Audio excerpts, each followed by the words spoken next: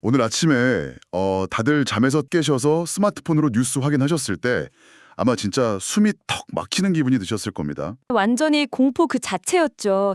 장 열리기 전부터 분위기가 장난 아니었거든요. WTI가 배럴당 105달러를 돌파하면서 무려 8.66%나 폭등을 했고요. 중동에서는 호르무즈 해협 봉쇄, 이 섬뜩한 단어가 막 헤드라인을 도배했잖아요. 게다가 원달러 환율까지 1,500원이라는 심리적 저항선을 향해서 막 치솟고 있었으니까요. 네, 그러니까 본능적으로 오늘은 무조건 주식 다 팔고 도망쳐야 되는 날이구나. 이런 경고등이 우리 머릿속에 번쩍였을 텐데요. 근데 참 이상하죠. 우리가 흔히 스마트머니라고 부르는 그 거대 자본들은 오늘 같은 이 패닉 장세에서 완전히 정반대로 움직이고 있었습니다. 사실 그게 오늘 시장의 가장 핵심적인 포인트입니다. 겉보기에는 뭐 다 박살 난 것 같지만 그 밑바닥에서는 엄청난 자본 이동이 있었거든요. 그래서 오늘 저희의 심층 분석 미션이 바로 이 기묘한 엇박자의 비밀을 푸는 겁니다. 오늘 나온 국내 증시 데이터랑 수급 흐름을 싹 다 모아서 도대체 진짜 돈은 이 혼란 속에서 어디로 가고 있는지 그 메커니즘을 한번 파헤쳐 보겠습니다. 오늘 시장을 약간 거대한 잠수함에 비유해 볼 수 있을 것 같아요. 외부에서는 그 지정학적 리스크라는 엄청난 수압이 잠수함을 막 짓누르고 있었는데 내부에서는 기업 펀더멘털이라는 티타늄 골조가 그 압력을 딱 버텨내고 있었던 거죠. 외부 수합은 엄청난데 뼈대가 튼튼했다. 이거죠? 네, 맞아요. 단순히 오늘 코스피 지수가 떨어졌다. 이 표면적인 숫자 너머를 봐야 하거든요. 매크로 경제 공포가 어떤 특정 산업의 구조적 성장이랑 충돌하는지, 그리고 왜 어떤 종목을 상한가를 가는지 보여주는 아주 완벽한 교과서 같은 날이었습니다. 그러면 일단 그 외부 수합, 매크로 공포부터 한번 짚어보죠. 미국의 이란 해상 봉쇄 지시가 본격화된다는 뉴스가 떴고 이란이 즉각 보복 경고를 했잖아요. 그 충격파가 고스란히 아침장에 반영이 됐죠. 맞아요. 그래서 오늘 아침 코스피가 개파락 출발을 했습니다. 이 개파락이라는 게 밤사이에 공포가 너무 쌓여서 아침에 장 열리기도 전에 매도자들이 그냥 어제 종가보다 훨씬 낮게 물량을 던지면서 시작하는 거잖아요. 여기서 우리가 짚고 넘어가야 할 건 이게 무슨 정치적인 옳고 그름을 따지자는 게 아닙니다. 철저히 시장 관점이죠. 맞습니다. 금융시장은 철저하게 비용이랑 수익 관점에서 이걸 계산하거든요. 트럼프 대통령의 압박 전술이랑 이란의 대응이 충돌하면서 생긴 핵심 현상은 결국 에너지 공급망이 마비입니다. 유가가 오르면 당장 기업들한테 타격이 오니까요. 유가가 막 뛰고 환율이 1,500원 근처로 가면 원자재 수입해서 물건 만드는 기업들은 제조 원가가 순식간에 폭등하잖아요. 그러니까 기업 마진이 쪼그라들 거라는 인플레이션 공포가 아침 시장을 바닥으로 확 끌어내린 거죠. 근데 오늘 하루 종일 장을 보면서 아침에 그렇게 무섭게 밀리던 코스피가 장 끝날 때쯤 보니까 낙폭을 줄이면서 마감을 했단 말이에요. 시장이 버티는 힘을 보여준 대목이죠. 그 엄청난 수압을 견뎌낸 티타늄 골조, 그게 도대체 뭐였길래 시장이 이렇게 버틴 건가요? 그 골조의 핵심 소재는 바로 삼성전자가 발표한 1분기 잠정 실적이었습니다. 매출 133조 원에 영업이익이 57.2조 원이 나왔거든요. 와, 영업이익이 전년 대비 거의 8배 이상 폭발적으로 늘어난 거잖아요. 이 숫자는 그냥 단순한 호재 수준을 넘어선 거예요. 거시경제의 불확실성을 그냥 기업이 스스로 벌어들이는 현금 창출력으로 확 덮어버린 겁니다. 전쟁이 나든 유가가 오르든 우리는 돈을 번다 이런 거네요.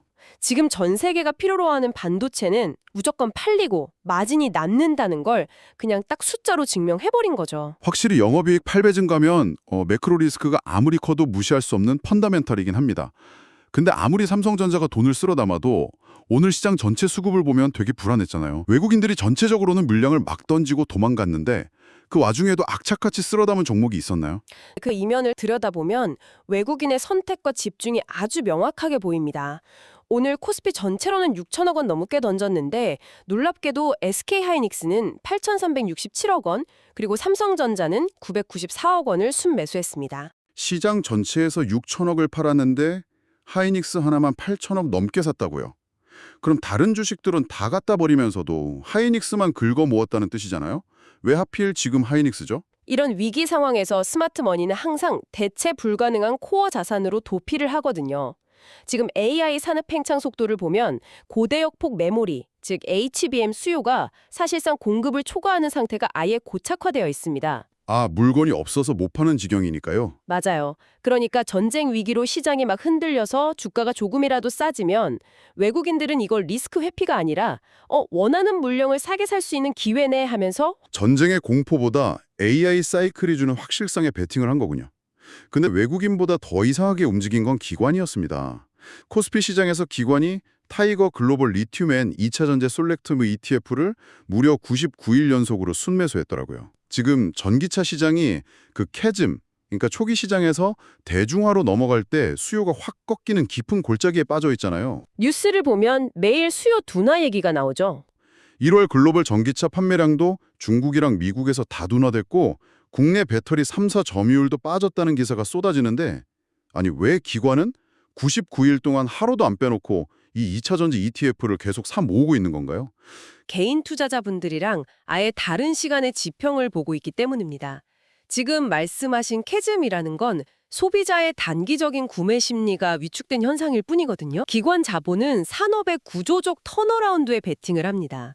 뭐 각국 정부의 탄소 중립 정책이라던가 내연기관차 판매 금지 일정, 그리고 배터리 단가 하락으로 전기차 가격이 싸지는 거. 이런 것들은 일시적으로 미뤄질 수는 있어도 방향 자체를 되돌릴 수 없는 거대한 메가 트렌드거든요. 결국 갈 수밖에 없는 길이라는 거네요. 그렇죠. 기관은 지금 당장 다음 달 실적을 보는 게 아니라 이 캐즘의 계곡을 지나서 2년, 3년 뒤에 폭발할 그 대중화 사이클을 선점하려고 지금 바닥 구간에서 아주 기계적으로 자본을 계속 축적하고 있는 겁니다. 아, 그러니까 일반 투자자들은 요즘 전기차 안 팔린대 하면서 막 던질 때 거대 자본은 지금이 가장 싸니까 매일 조금씩 사서 모아두자. 이런 전략으로 접근하는 거군요. 자, 그럼 이제 좀 더 다이나믹한 영역으로 넘어가 보죠. 오늘 같은 하락장에서도 상한가 기록한 종목들이 막 속출했어요. 그중에 하나가 남선알미늄인데 오늘 2,865원으로 바로 상한가에 직행했거든요. 이게 바로 그 지정학적 리스크랑 전기차 산업의 교집합에서 폭발력이 나온 아주 전형적인 사례입니다. 보통 알루미늄 하면 아파트 창틀 같은 거 먼저 떠올리시잖아요. 네, 샤시 같은 거 생각나죠? 근데 지금 시장이 주목하는 건 전기차용 알루미늄입니다. 방금 전에 전기차 시장이 캐즘에 빠져서 차가 안 팔린다고 했잖아요. 근데 전기차용 알루미늄 소재 회사가 상한가를 간다. 이건 앞뒤가 좀 안 맞지 않나요? 차가 안 팔리는데 알루미늄 수요가 왜 늘어나죠? 그 모순을 풀어지는 열쇠가 바로 경량화와 공급망 충격의 결합입니다. 전기차가 지금 안고 있는 가장 큰 숙제 중 하나가 배터리가 너무 무거워서 주행거리가 줄어든다는 거거든요. 그걸 해결하려면 차 뼈대를 가볍게 만들어야 돼요. 그래서 무거운 철강 대신에 알루미늄을 쓰는 비율이 차 한 대당 기하급수적으로 늘어나고 있습니다. 그러니까 전체 자동차 판매 대수가 정체되더라도 차 한 대에 들어가는 알루미늄 양 자체가 폭증하는 그런 구조적인 수요가 밑에 깔려 있는 거죠. 거기에 오늘 딱 호르무즈 해역 봉쇄 이슈가 불을 지핀 거죠. 알루미늄 재련할 때 전력이 어마어마하게 들어가거든요. 근데 유가가 급등하면 재련 비용도 뛰고 원자재 공급 자체에 병목이 확 생겨버립니다. 수요는 계속 늘어나는데 공급망은 콱 막혀버리는 거네요. 이럴 때 핵심 소재를 쥐고 있는 기업은 자동차 제조사를 상대로 가격을 마음대로 올릴 수 있는 가격 전가력을 갖게 됩니다. 원가 올라간 걸 그냥 납품가에 얹어버릴 수 있는 힘이죠. 시장은 남산알미늄 같은 기업들이 그 힘을 얻을 거라고 보고 오늘 상한가로 강력하게 베팅을 한 겁니다. 와, 수요와 공급의 불균형이 만들어낸 가격 통제력에 베팅했다. 진짜 명쾌하네요. 근데 오늘 상한가를 기록한 또 다른 그룹을 보면 이건 완전 다른 세상 이야기 같아요.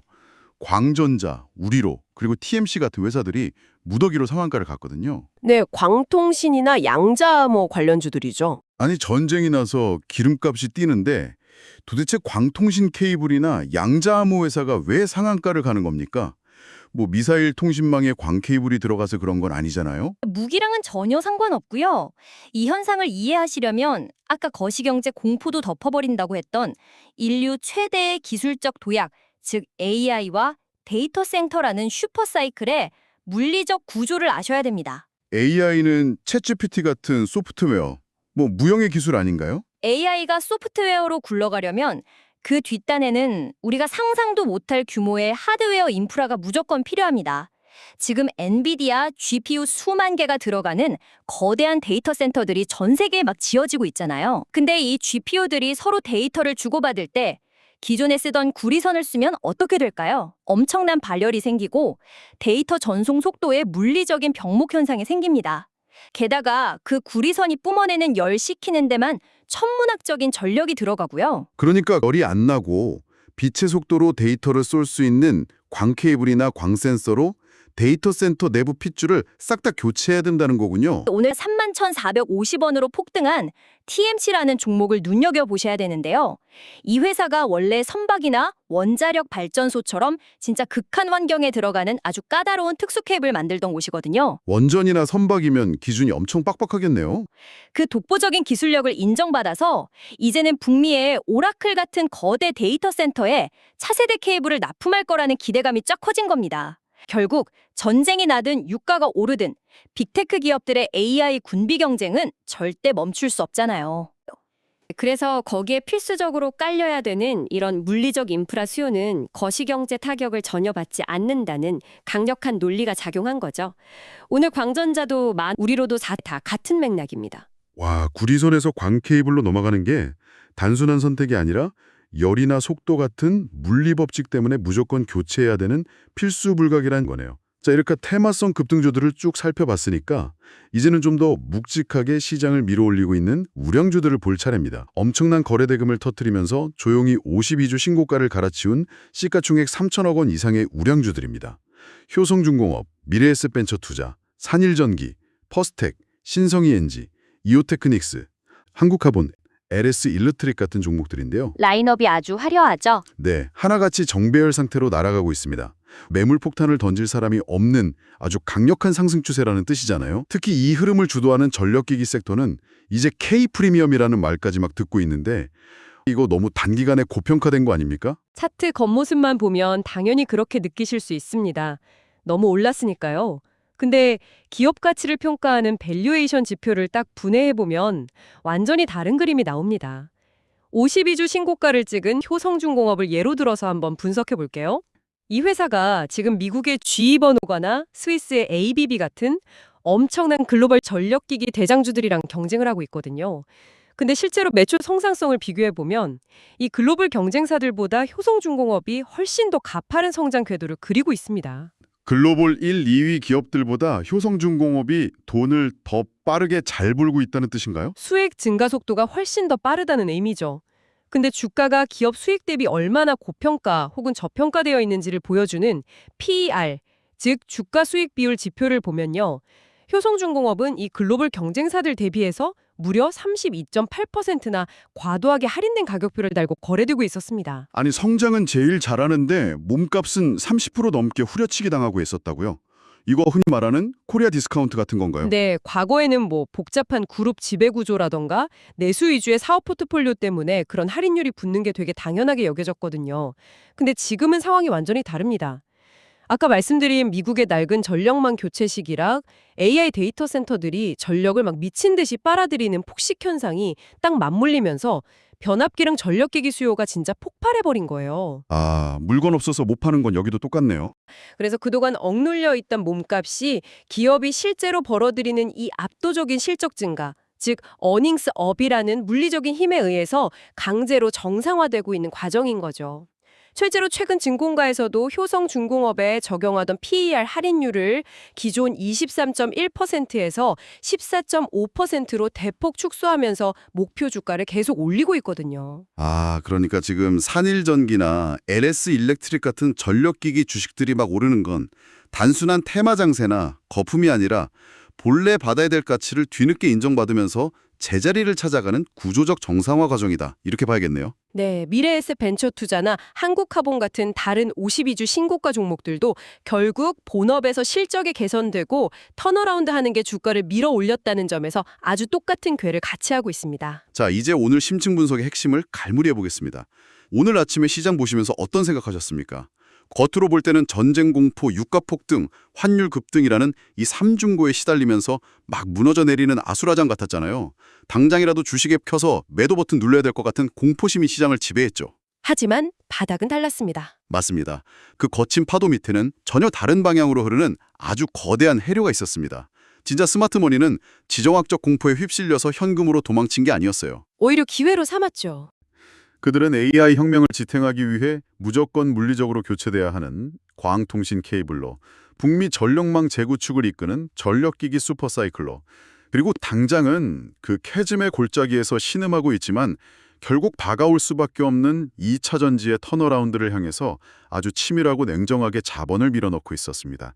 외부 수압을 끄덕없이 견디낼 수 있는 펀더멘털이라는 티타늄 골조를 가진 기업들로 돈이 맹렬하게 쏠린 아주 스펙타클한 하루였죠. 과거 금융의 역사를 되돌아보면요. 중동에서 총성이 딱 울리면 여지없이 모든 자산 시장이 하락이라는 중력을 맞고 떨어졌습니다. 근데 오늘 우리가 데이터로 확인했듯이 AI와 데이터 센터, 전력망 교체라는 인류의 이 거대한 기술적 도약은 전쟁의 공포마저 뚫어내고 상한가를 만들어내는 엄청난 로켓 같은 추진력을 발휘하고 있거든요. 오늘 TMC나 남선알미님이 그랬던 것처럼요. 과연 구조적 메가 트렌드라는 이 로켓은 거시경제나 지정학적 충격이라는 중력으로부터 완전히 독립해서 자신만의 궤도를 개척할 수 있는 걸까요? 아니면 그저 시장이 잠시 공포를 잃고 꿈에 취해 있는 착각일 뿐일까요? 수많은 시장의 소음 속에서 진짜 논리와 메커니즘을 발견하는 즐거움이 여러분의 투자 통찰에 아주 강력한 무기가 되었기를 바랍니다. 지금까지 함께해 주신 여러분 고맙습니다.